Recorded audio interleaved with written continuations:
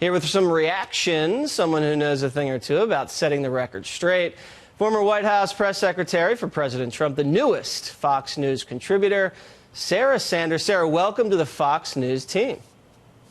Thank you. It's great to be with you, Jesse.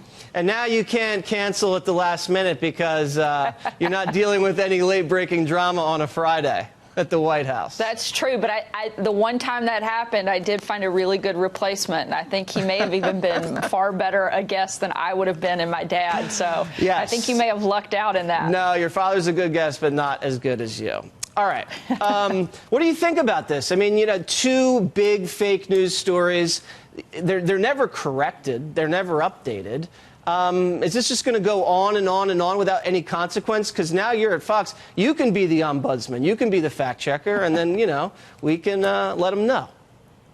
I wish that I could say that these moments were surprising. While they are very sad and unfortunate, they are not surprising at all. This is something that we have seen day in, day out, is this type of information push. There's such a rush to find things to attack this president for, to blame this president for, that they don't care if it's right or not. If they can get one person to say it happened, they run with it.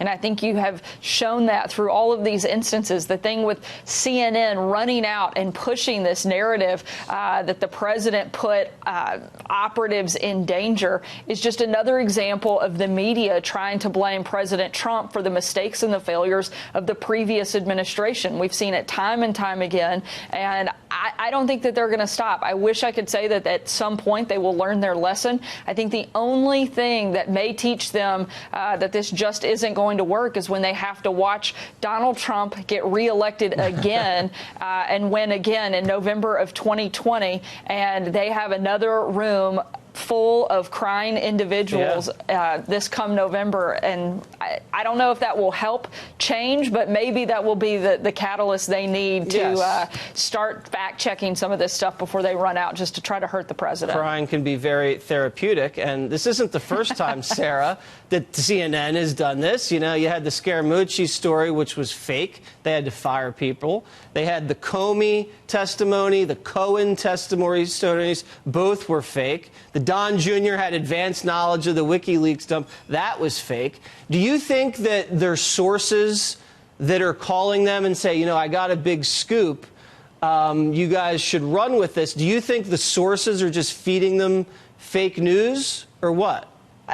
My guess is there's a mix. Sometimes they think they have something, so they run with it. Other times, maybe they're getting fed that information and they're not doing the due diligence. I mean, some of these things with a basic Google search you can find quickly are just not true, but they're not putting that time in there because they are so eager and so excited to tear this president down. I've never seen a time when we are so happy to see the destruction of the president of our own country, and yet this media is salivating over those moments. And I think it is sad. I think it is unfortunate. And hopefully they will start to learn something because they're having to retract so many of these statements. But I don't know if that's going to happen. I think, again, the only way maybe that does is when they watch Donald Trump take the oath of office once again. One of the other ways the left is trying to take out the president is impeachment. And we've seen little Jerry Nadler. He's kind of the ringleader of that circus over in the House. And we dug up some sound, Sarah, of him in the 90s kind of singing a different tune about impeachment. Listen to this. If our conduct in this matter does not earn the confidence of the American people, then any action we take, especially if we seek to overturn the result of a free election, will be viewed with great suspicion and could divide a nation for years to come. So Nadler in the 90s is saying, you know, if it's a partisan exercise and if it doesn't have the support of the majority of the American people, it's going to divide the country and we shouldn't do it. But that's exactly what he's doing here. Look, the Democrat Party has become the party of convenience. They are constantly changing their positions to fit a contrast to attack the president. We see it on immigration. We see it in this impeachment process. And it is absurd. You can't just start to impeach somebody because you're afraid that you're going to be beat in an election. And you can't start using this as a tool to take away the votes of millions of Americans, which is exactly what Democrats are trying to do through this process. And I don't think they're going to get away with it, and I think it's going to look foolish. And the country is far too smart to fall for what the Democrats are trying to pull. This is another example of where the Democrats are going to try to do something and fail. They've done nothing in Congress, and I think that this is going to go nowhere, just like everything else they've tried to do. Well, you mentioned the fact that they're doing this because they think they can't beat them. And one of the reasons they're not going to be able to beat them is because the party is going so far left. So far left, in fact, even Bill Maher is panicking about the direction of the party. Here's Bill on MSNBC saying this thing's a cancer. Watch. How maddening is that to you that they're having this race to the far left? It's not good.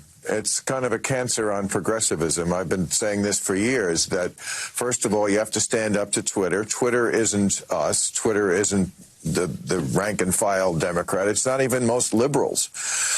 But they don't do it. This race is begging for someone to do a kind of a sister soldier moment with that far left. If you run on taking away people's health care and taxing them too much and taking away all their guns, and trans women get abortion rights. I think that came up in the first debate. I don't think you're going to win this election. I can't believe I'm saying this. I think Bill Maher is right. I'll give you the last word. I mean, it's hard to argue at the point he's making, which, like you, I never thought I would say I agree with Bill Maher.